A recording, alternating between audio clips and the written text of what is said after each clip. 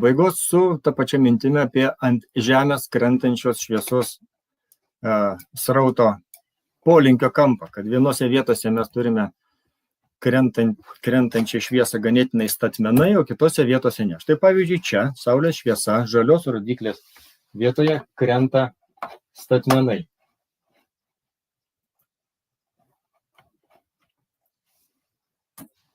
O kitoje vietoje jinai krenta jau nebe statmenai. Tai vat būtent pagal tą saulės statmenumą ir yra pavadinimai, kurie surašyti dešinėje pusėje – atogražos.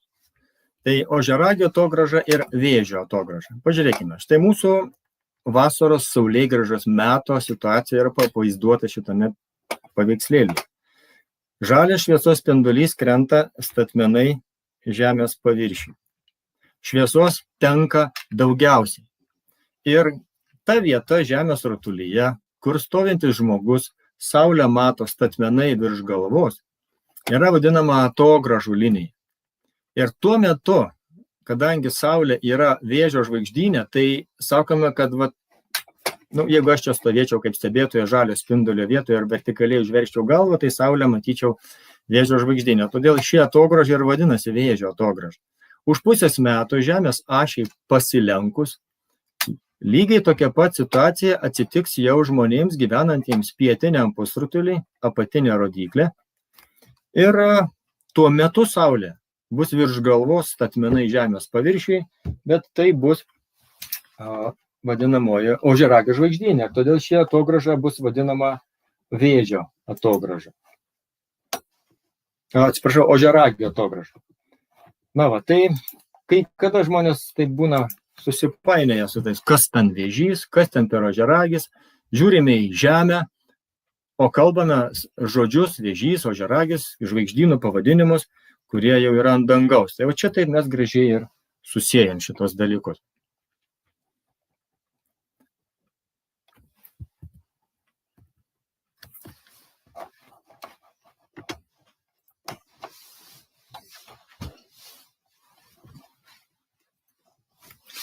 Čia vėl tas pats angliškai parašyta, ką mes ką tik pakalbėjom, tiesiog brėžinys iliustratyvus ir mes tada galime paminėti tik tai šios dienos saulės situaciją. Jeigu ankstesnė brėžiniai buvo vasaros saulėgrąžai, tai čia yra žiemos saulėgrąžos metui. Ir mes, priminsiu, gyvenam ten kažkur Europoje, kuri link šiaurės. Ir ten pas mus dabar tos saulės šviesos labai nedaug. Ir į mūsų teritoriją šviesa krenta labai dideliu kampu.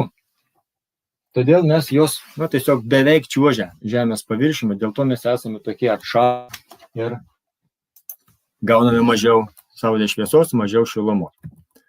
Ir kaipgi atrodo iš kosmoso, žiūrint tą mūsų žemę tuo metu, kai yra lygiadieniai, tuo metu, kai yra saulėgrįžos. Štai čia mes turime rudens lygiadienio, kaip atrodo saulės šviesa apšvietusi žemę. Yra palydovas, kuris fotografuoja žemę ir rodo, kaip tenai kiekvieną dieną keičiasi, ten netgi kiekvieną ten kas 14 minučių keičiasi padėtis debesų. Tai čia yra tiesiog keletas momentų. Rudens lygiadienis, ašis, aplink kurią sukasi žemė ir štai kaip atrodo žiemos saulėgrąžos metu. Grįžtu truputėlį atgal. Jeigu aš dabar nubrėžčiau liniją, kuri būtų statmena mūsų žemės sukimosi ašiai, tai būtų pusiaujas. Tai dabar lygiadienio metu vienodai tenka šviesos. Tiek šiauriniam, tiek pietiniam pusrutuliui. Bet kai mes ateiname į žiemos saulėgrąžą, mes jau matome, kad pas mus yra tokios šiauriniam pusrutuliui tamsios vietos daug. Ten yra poliarinė naktis. O mūsų vidutinės platumos, išbrėžkime vėl tą patį statmenį ašiai, jau gauna tos saulės šviesos žymiai mažiau. Pavasario lygiadienį viskas kartojasi ir štai vasara. Vasara pas mus daugiau apšviesta, mes turime daugiau.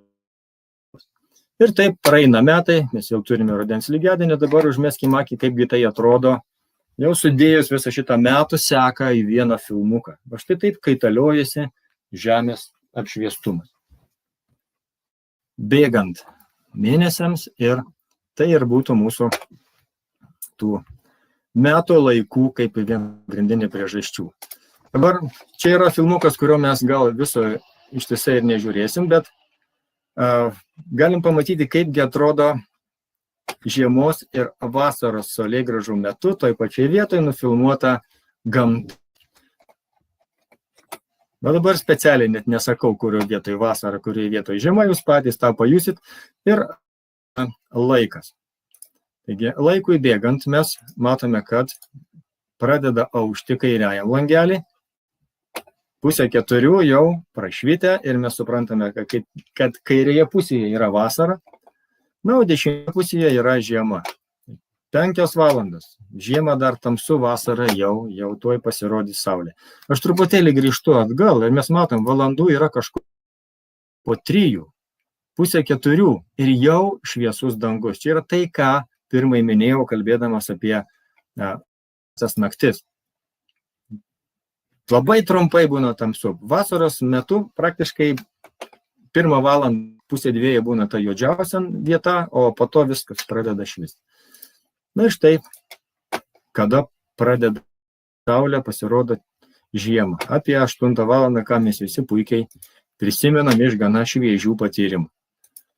O toliau diena keliauja ir 13 mes matom, saulė jau linksta link horizonto žiemą, o vasarą atkreipkim dėmesį. Aš šiek tiek sustabdysiu. Saulės padėtis vasarą matosi pagal šitos aureolės. Dar net nesiruošia leistis, tiesiog kabo virš galvos ir dar ilgai danguje. Taigi žiemą mes saulutę jau nuleidome, o vasarą dar jinai džiugina mus ir mes netarėm, kad čia kažkur tai tuoj bus vakar. Na štai tokia būtų raida šito mūsų gamtos atrodymo tuo metu, kai yra žiemos ir vasaros metas. Na čia dar tas šviesulys dešinėje pusėje žiema, ten tiesiog yra mėnulis, kuris yra priešpilniai fazai, tik nusileidus saulė, jisai jau kabo danguje. Taigi, Žemė sukasi apie Saulę ir kai kam gali atrodyti, kilti klausimai, tai kaip ta Žemė sukasi ir kaip sukasi kitos planetos. Tai yra žmonių, kurie kažkaip tai ima ir pagalvoja, kad visos planetos sukasi va taip. Visos kartu, draugiškai, bet iš tikrųjų taip nėra. Visos planetos sukasi kiekvieną savo greičiu, savo taku. Ir greičiausiai sukasi Merkurijus esantis prie Saulės pirmasis, apsisuka per 88 Žemės dienas. Toliau būtų Venera, apie 270 Žemės parų. Na ir po to 1 metai būtų Žemei. Marsoje apie 2 Žemės metus. Jupiteris 1 ratą apsisuka per 12 metų, o Saturnas 1 ratą padaro per 30 metų. Taigi 30 mečiai, jeigu čia tokių yra klausytojai, tai jūsų gyvenime Saturnas 1 savo apsisukimą aplink Saulę padarė tik tai per visą tą 30 metų laikotarpį. Bet čia mes vėlgi jau metam tinklus mūsų sekančiom pokalbiui apie Jupiterio ir Saturno konjunkciją, apie tą atveją, kurį čia mes visi kalbėjome gruodžio 21 dieną. Taigi susitiko Jupiteris ir Saturnas. Sudarė danguje labai aiškiai matomą ryškų šviesų objektą. Ir aš dabar truputėlį jaučiuosi tokiam susidvejinime. Kalbu esamuoju laiku, lyg tai pats būčiau matęs ir dabar su jumis dalinčiau šito patyrimu, bet aš turiu susimti į rankas ir pasistengti nesusinervinti, nes Lietuvoje mes jo nematėm. Buvo apsiniaukę. Deja, galėjome matyti tik tai kitų kolegų astronomų skirtingose pasaulio šalyse darytos reportažus ir nuotraukas. Taigi čia mes neanalizuosim detaliai šito brėžinio, aš tiesiog parodau tokie atskirų tokių sričių piešinuką, kaip planeta keliaudama aplink Saulę nubrėžia tokius plotelius. Čia yra taip vadinamasis antrasis Keplerio dėsnis. Ir būtent pagal tą dėsnį planeta toldama nuo Saulės lėtėja, artėdama prie Saulės, pralekia arčiausiai Saulės greičiausiai. Bet ja įdėjau šitą animaciją tik tam, kad pasakyčiau, jog visos planetos paklūsta šitam dėsniui. Nesvarbu, koks tu mažas Merkurijus ar didžiulis Jupiteris. Vis tiek tu turėsi judėti taip, kaip liepia šis traukos dėsnis. Na ir būtent to traukos dėsnio pasekoje, tai savo skirtingais greičiais judėdamas susitiko Jupiterio ir Saturno planetų. Na, jie nereiškia, kad susitiko taip tiesiog kaktomuša. Jie mums dangaus skliaute, pamenat, minėjau, kad dangaus sfera tai yra įsivaizduojamo radijuso. Įsivaizduojamų spindulio sfera. Tai Jupiteriui mums tas spindulys yra dvigubai mažesnis negu Saturnai. Tikrieji atstumai, turiu galvoje, dvigubai skiriasi, bet mes jos su visu suprojektuojam į vieną.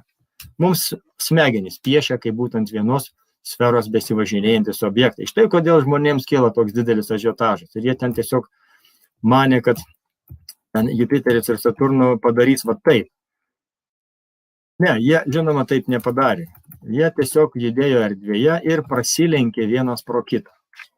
Tai prasilenkimo momentą, tas paveikslėlis, dar mes prie jo grįšim, prasilenkimo momentą aš jums dabar ir parodysiu. Jupiteris štai čia, Saturnas truputėlį toliau mažesnis. Jie abudu juda kiekvieną savo greičiu ir čia mes su kompiuterinių programų pagalba galime pamatyti pagreitintai, kaip tai atrodė. Jupiteris lenka greičiau negu Saturnas. Ir ateina tas momentas, kai Jupiteris ir Saturnas, jie būna arčiausiai vienas kito danguje, kai mes juos stebime. Ne tikrovėje, o regimuoju. Kaip sakant, mums atrodo, kad jis yra arčiausiai. Ir stebėkit, toliau Jupiteris pralenkia Saturną ir nutolsta. Saturnas atsilieka, atstumas tarp jų vis didėja. Trumpiausias jisai buvo trupučiuką anksčiau.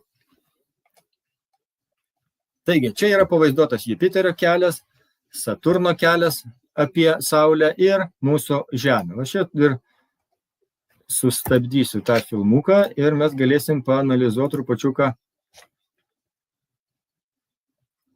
kasgi čia vyksta. Taigi mes iš Žemės stebime Jupiterį ir stebime Saturną vieną kryptimi. Jupiteris iš viršaus pagal paveikslėlį keliaudamas mums tiesiog pralenkia Saturną, kai kokie bėgikai ant išlenkto stadiono tako.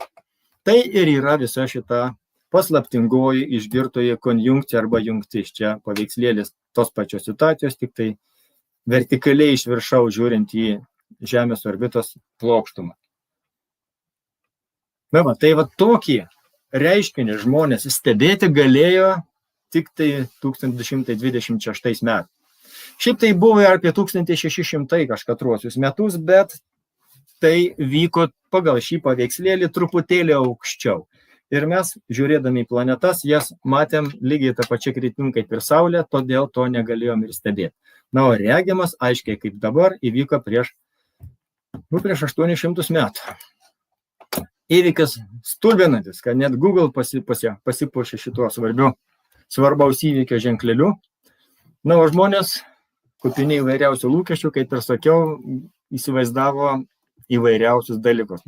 Bet žinoma, taip nebuvo. Žmonės matė kažką panašaus į tokį vaizdelį, o kas turėjo žiūroną, jau galėjo išskirti juos taip, kaip mes juos neperseniausiai matėm va štai didesnių teleskopų arba mažesnių teleskopų, ganėtinai arti viens prie kito.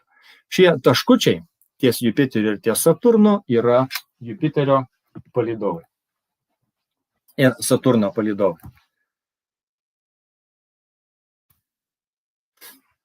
Taigi, belieka padaryti tokį kaip ir vieną iš paskutiniųjų tokių mano pasakojimo momentų,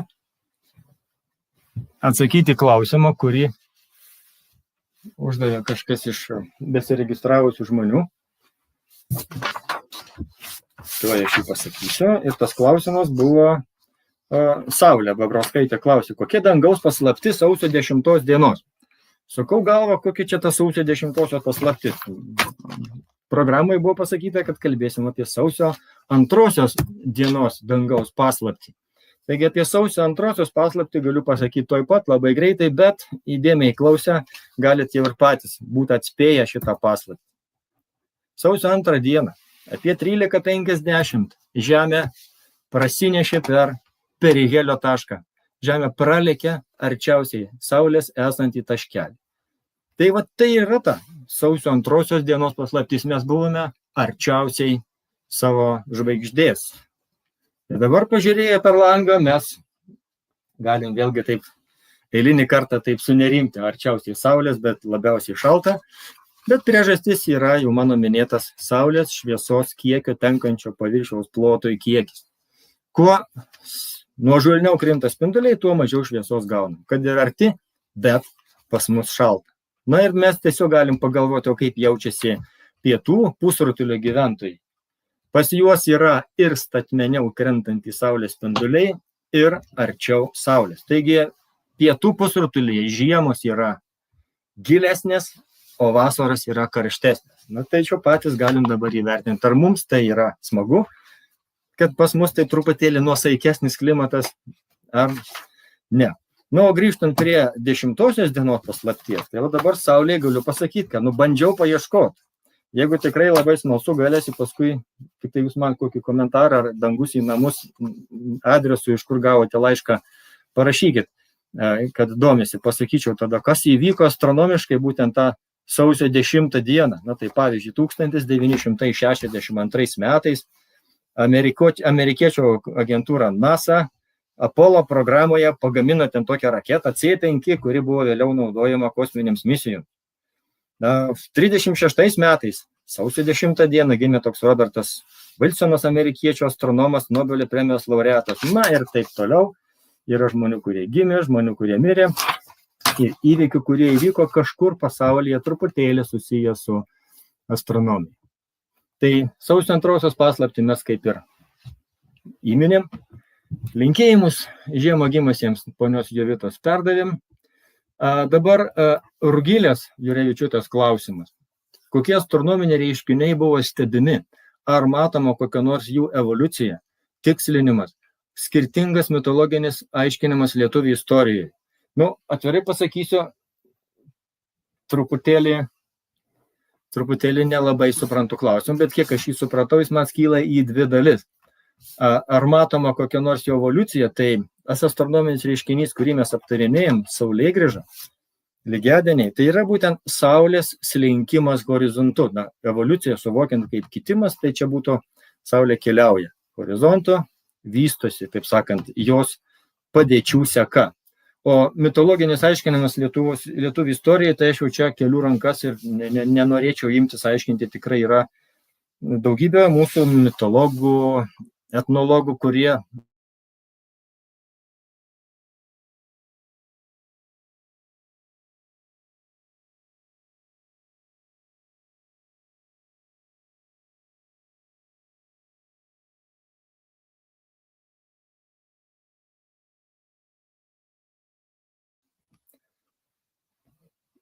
mėnulio fazių kaita, kaip tai darosi, kodėl, kaip juda dangumi planetos, kad jos daro kilti jau kitą kartą, o šiai dienai būtų viskas tiek šitų mano pasiruoštų klausimų žiemos saulėgrįžos astronominių įvykių tema. Tai dabar, jeigu būtų klausimų, tai galite parašyti į tiesioginės transliacijos langą.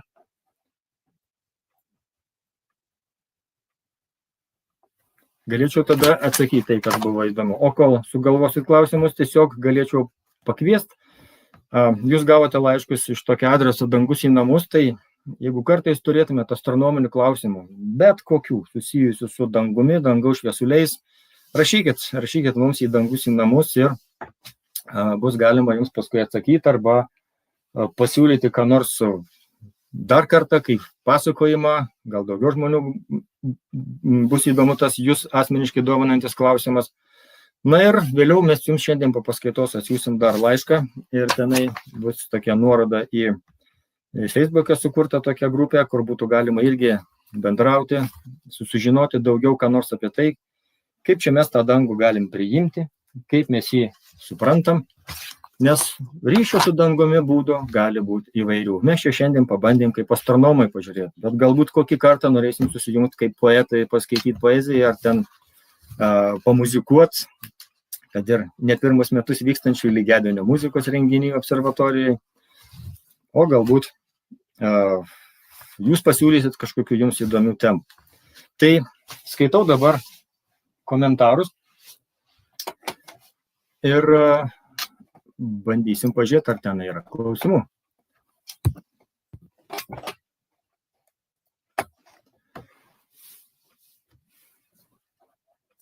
Na, ačiū žvaigždėtai klausytojai, kurie sako, kad lauks daugiau paskaitų. Aš savo ruožtu pasakyčiau, rašykit, klauskit temas, kurios jums galėtų būti įdomios.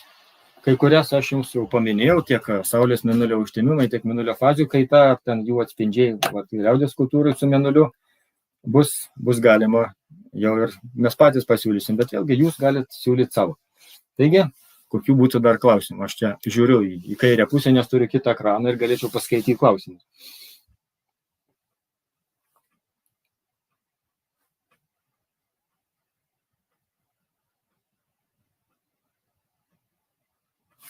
Na, įtariu, kad dėl mano technikos nesklandumų pačioj pradžiai mes paradom laiką ir dabar visi norėtume švęsti sekmadienį.